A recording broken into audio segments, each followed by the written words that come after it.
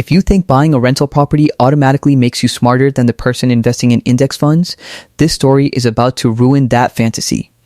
Because one of these men spent 20 years chasing cash flow, the other spent 20 years trusting compounding, and when you finally strip away the hype, the hidden costs, the ego, and the internet advice, the truth is brutal. Both of them misunderstood what wealth really costs. Meet Jake and Marcus. They start in the exact same place, same age, same city, same income.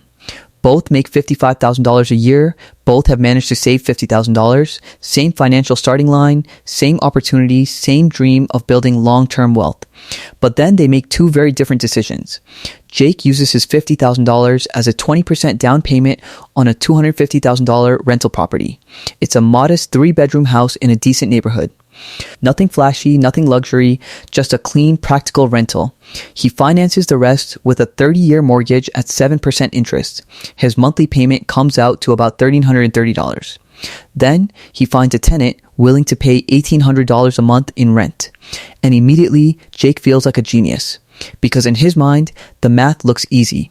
Rent is $1,800. Mortgage is $3,330. That's $470 a month left over. Almost $500 a month for doing nothing. On paper, it looks like he just created a money machine. Marcus takes the same $50,000 and puts it into a total stock market index fund. No leverage, no tenants, no late night calls, no keys, no property tours, just a boring investment into thousands of companies through one simple fund.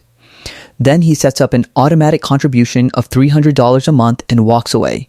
Nobody is impressed. Jake has a house. Marcus has a login screen. Jake has a tenant. Marcus has a confirmation email. Jake has a story. Marcus has a spreadsheet. And that right there is why so many people fall in love with real estate before they ever understand it. Real estate feels powerful. It feels tangible. It feels sophisticated. You can drive past it, point at it, and say, I own that. Index funds don't give you that emotional high. They don't make you feel rich. They just quietly do their job while nobody claps for you. For the first couple of years, Jake feels like he made the winning move. Every month, the rent check hits. He likes telling people he owns a rental. He enjoys the idea that his tenant is paying down his mortgage. He sees nearby home values rising. He claims mortgage interest and depreciation on his taxes and feels even smarter. Everything about this investment feels real, grown up, and financially savvy. Meanwhile, Marcus checks his brokerage account once every few months. One quarter it's up, another quarter it's down. Then it's up again. There's no excitement, no visible progress, no one asking him for advice at parties. It feels like nothing is happening. But feelings are not returns. By year 3, Jake has collected about $64,800 in rent.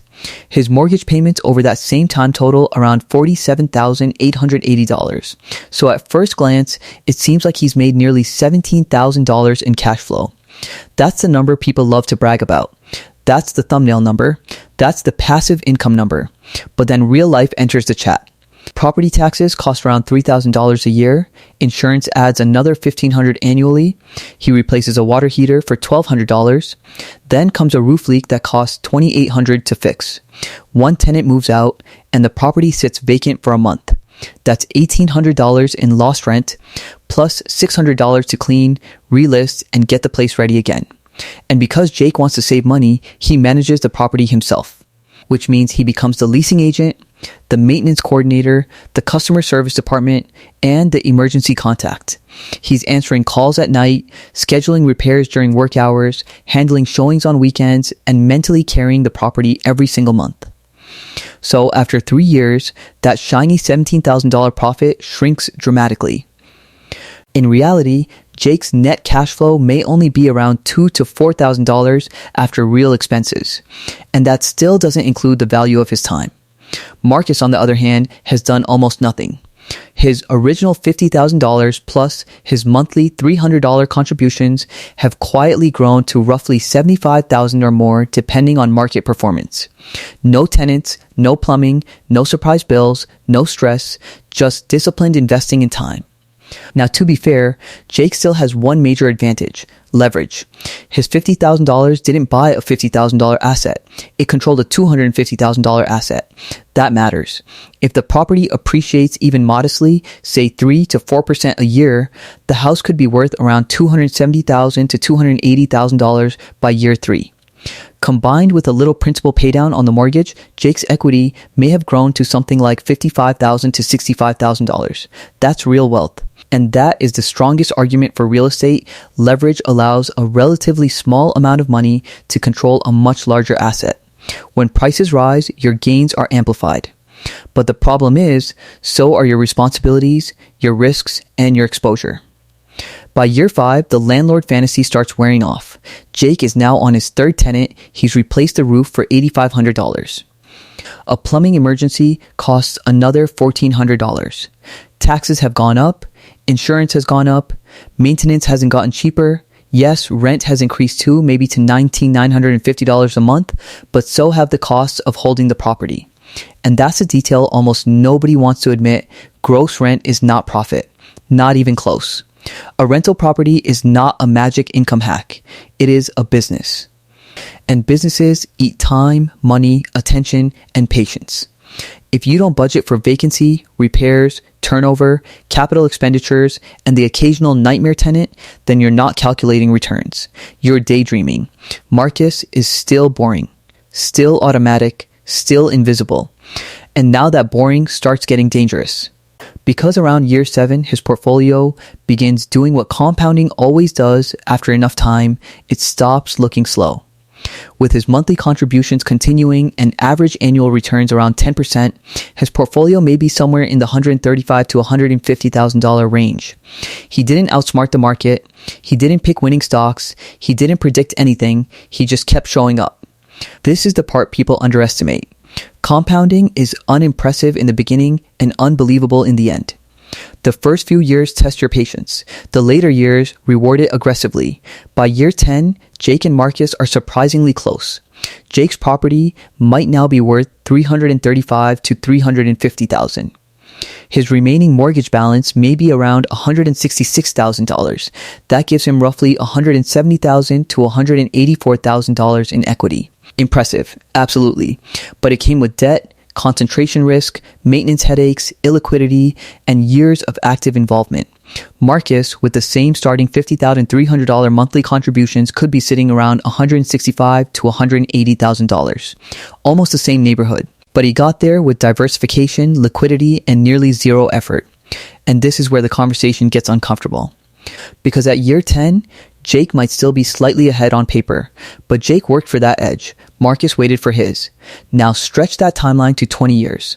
Jake's property may now be worth somewhere between $450,000 and $500,000. His mortgage is nearly paid off, maybe completely. His equity is enormous. Over the full 20 years, he also collected rent the entire time. But after decades of taxes, insurance, repairs, upgrades, vacancies, tenant turnover, and at least one major renovation, his total net wealth from the property lands in a range that sounds great, but comes with a giant asterisk. He earned it through leverage, labor, patience, and stress. Marcus's portfolio, after 20 years with the same assumptions, could grow to roughly $420,000 to $460,000. Same ballpark, same level of wealth, but his path was cleaner, simpler, and more flexible. And here's a twist that makes the whole comparison even more painful. If Marcus had just increased his monthly contribution from $300 to $500, not by doing anything clever, just by investing an extra $200 a month, his ending portfolio could jump into the $550,000 to $600,000 range. That's the power of compounding.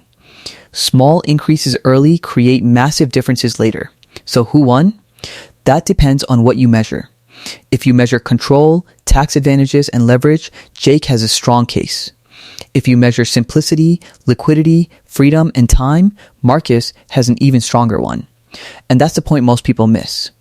The real trap is not choosing real estate. The real trap is not choosing stocks. The real trap is choosing either one because of hype, social proof, or some loud person online who never showed you the full math. Because wealth is not just about returns. It's about return on money, return on time, return on stress, and return on your peace of mind. So the next time someone tells you real estate always wins or the stock market always wins, ask them one question.